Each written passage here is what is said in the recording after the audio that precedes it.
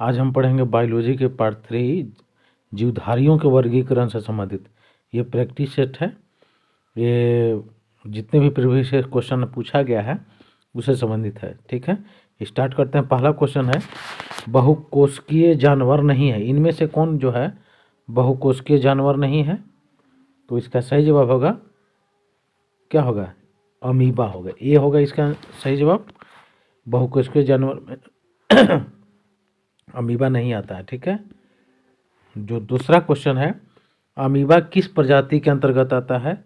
Amoeba जो है किस प्रजाति के अंतर्गत आता है? इसका सही जवाब होगा, क्या होगा? फोरिफेरा होगा कि प्रोटोजोआ सिलेटेंटा कि प्लेटीहेमिल्थीज होगा? इसका सही जवाब होगा बी होगा, प्रोटोजोआ के अंतर्गत आता है अमीबा। सी है स्यूडोपोडिया। स्यूडोपोडिया किससे संदर्भित है? कोशिका भित्ति से कि केंद्रक से कि कोशिका द्रव से भरा भुजा जैसा उभार से या रिक्तिका से? इसका सही जवाब जो होगा सी होगा, कोशिका द्रव्य से भरा हुआ भुजा जैसा उभार जो होता है उससे संबंधित है स्यूडोपोडिया। चौथा क्वेश्चन, निम्न में से एक कोशिकीय नहीं है। निम्न में से जो है एक कोशिकीय नहीं है, इसमें कौन है जो एक कोशिकीय नहीं है? अमीबा नहीं है कि पैरामीशियम कि हाइड्रा कि यूग्लिना? तो इसका सही जवाब जो होगा सी होगा, हाइड्रा। हाइड्रा जो है एक कोशिकीय जीव नहीं है। पांचवा क्वेश्चन, निम्न में से कौन एक बहुकोशिकीय जीव नहीं है? बहुकोशिकीय के बारे में पूछा है कि कौन नहीं है? स्पंज, हाइड्रा, पैरामीशियम के कोरल। तो बहुकोशिकीय में जो है ये सी जो है यानी पैरामीशियम जो है बहुकोशिकीय जीव नहीं है, याद रखिएगा, इंपॉर्टेंट क्वेश्चन है ये।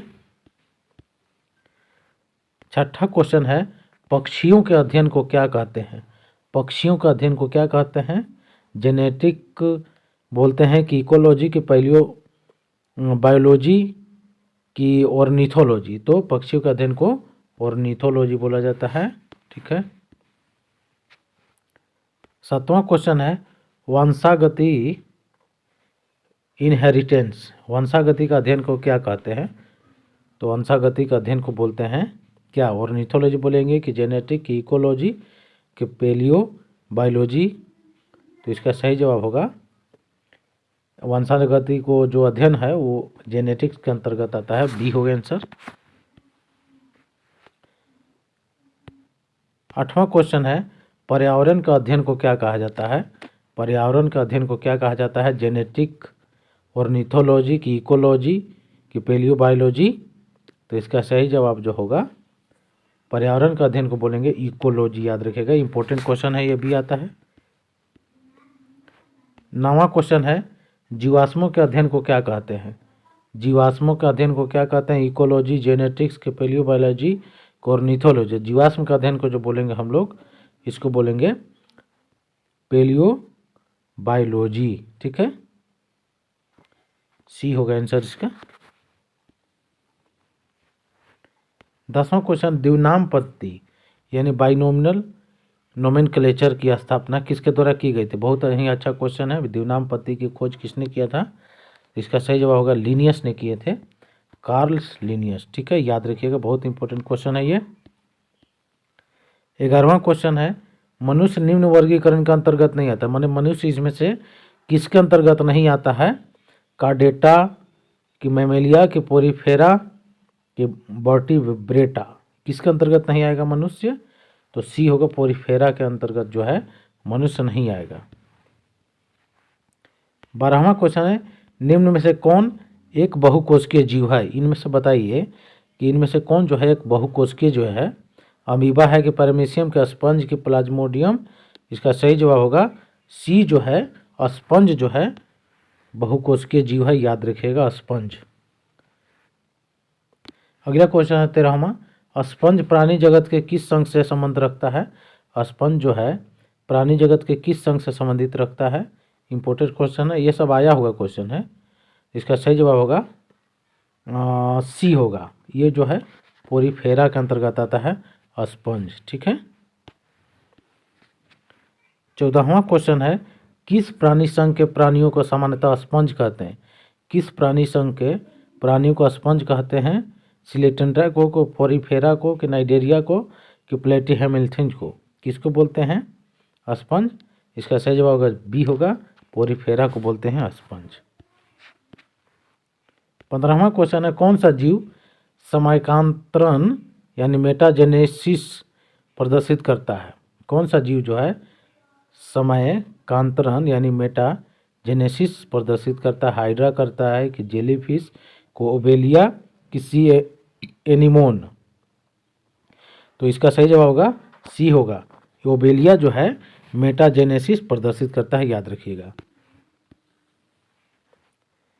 16वां क्वेश्चन है, उस जानवर की पहचान करें जिसमें द्विपक्षीय समरूपता नहीं है। उस जानवर का पहचान करें जिसमें द्विपक्षीय समरूपता नहीं है। मनुष्य, के केंचुआ, के नाइडेरिया, की चपटा कृमि? इसका सही जवाब होगा सी होगा, नाइडेरिया जो है द्विपक्षीय समरूपता से संबंधित नहीं है। ठीक है। 17वां क्वेश्चन है, हाइड्रा जंतु जगत के निम्न में से किस संघ का उदाहरण है? हाइड्रा जो है किस संघ से संबंधित है? पोरीफेरा, के एनिलिडा, के आर्थ्रोपोडा, के सिलेटेंट्रा? तो हाइड्रा जो है आपका, इसका सही जवाब डी होगा, सिलेटेंट्रा से संबंधित है हाइड्रा। 18वां क्वेश्चन है, प्राणी जगत के किस संघ में हाइड्रा, एडेस्मिया, फाइलेस्मिया, फाइसेलिया और कोरल जैसे जंतु शामिल हैं? किस संघ में जो है हाइड्रा आता है, एडेस्मिया आता है, फाइसेलिया आता है और कोरल भी आता है उसके अंतर्गत? कौन सा जगत में? पोरीफेरा में, के सिलेटेंट्रा, के प्लेटीहेल्मिन्थस, की मोलस्का के अंतर्गत? तो आएगा ये जो हाइड्रा जो आता है सिलेटेंट्रा में आता है, तो आंसर भी इसका होगा बी होगा, सिलेटेंट्रा। ठीक है। 19वां क्वेश्चन, जंतु जगत के निडेरिया संघ के अंतर्गत कौन आता है? जंतु जगत के निडेरियन संघ के अंतर्गत कौन आता है? सस्पंज, की तारा मछली, की कोरल, की केचुआ? तो इसका सही जवाब होगा सी होगा, सी जो है कोरल जो है निडेरिया संघ के अंतर्गत आता है, याद रखिएगा कोरल। 20वां क्वेश्चन, हाइड्रा में किस प्रकार का प्रजनन होता है? बहुत ही इंपॉर्टेंट क्वेश्चन है ये, तो VVI है। हाइड्रा में किस प्रकार का प्रजनन होता है? विखंडन द्वारा, के मुकुलन द्वारा, के बीजाणु निर्माण, के लैंगिक जनन? तो हाइड्रा में जो है मुकुलन द्वारा होता है प्रजनन, याद रखेगा बी होगा आंसर। 21वां क्वेश्चन है, जेलीफिश किस संघ के अंतर्गत आता है? जेलीफिश जो है किस संघ का एक उदाहरण है? संघ मोलस्का, के संघ पोरीफेरा, के संघ निडेरिया, के संघ आर्थ्रोपोडा? तो जेलीफिश जो आता है आपका संघ निडेरिया के अंतर्गत आता है, सी होगा इसका आंसर।